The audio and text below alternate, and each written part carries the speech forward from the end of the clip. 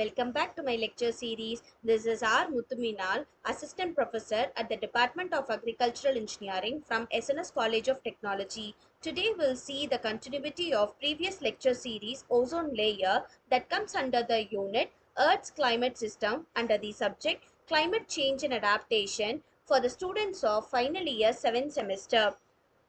Before going into the session, let us have a small recap what we have seen at the previous class. We have seen what is ozone and how it is generating and how the ozone layer is formulated.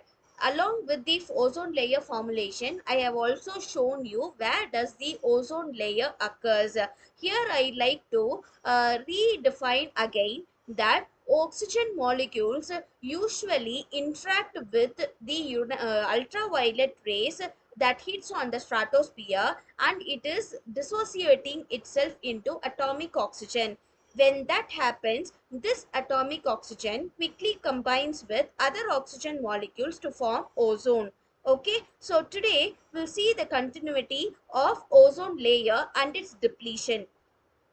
Ozone layer depletion is, as we have seen at the previous classes itself, it is nothing but wearing out of the amount of ozone in the stratosphere. Unlike the pollution, which has many types and causes, ozone depletion has also been pinned down to one major human activity, because we are the most responsible one, as we are involved in industrial development that manufacture things like insulating foams, solvents, soaps, cooling things like air conditioners, refrigerators, and takeaway containers that uses the chemical compound called chlorofluorocarbons. This chlorofluorocarbon has a capability to not dissociate whenever it is reacting with any kind of molecules.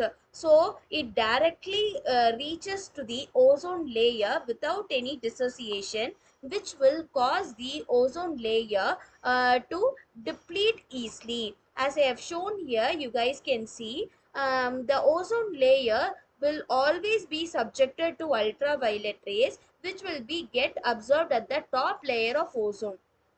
Okay, so here due to the development of these products, we are emitting CFCs, that is chlorofluorocarbon. So what happens, this chlorofluorocarbons have a capability to reach to the ozone layer without dissipating.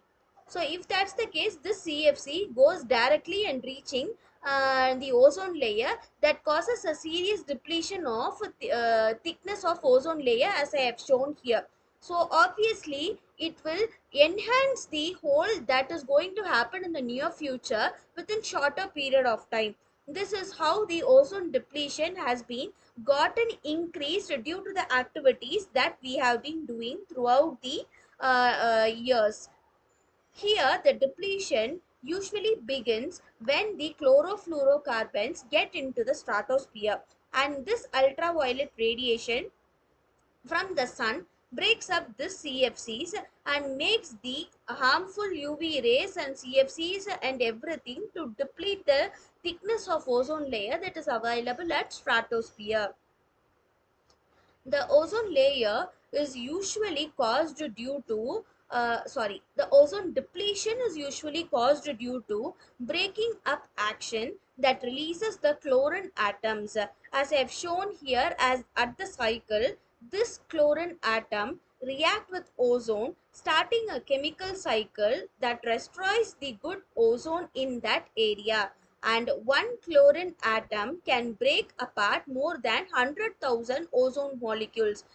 Think of a way, if there is a ozone molecule, it comprises of 3 oxygen atom molecule, right? So 3 oxygen atom together will form the ozone molecule. If it can break up to 100,000 ozone molecules, obviously it will cause a serious damage which is not reversible.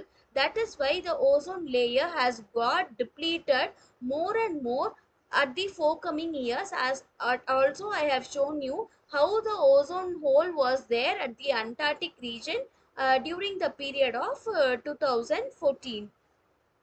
Okay, so this is what I have prepared for today's class. If you guys have any kinds of doubt, you guys can ping me anytime. See you at the next class. Thank you.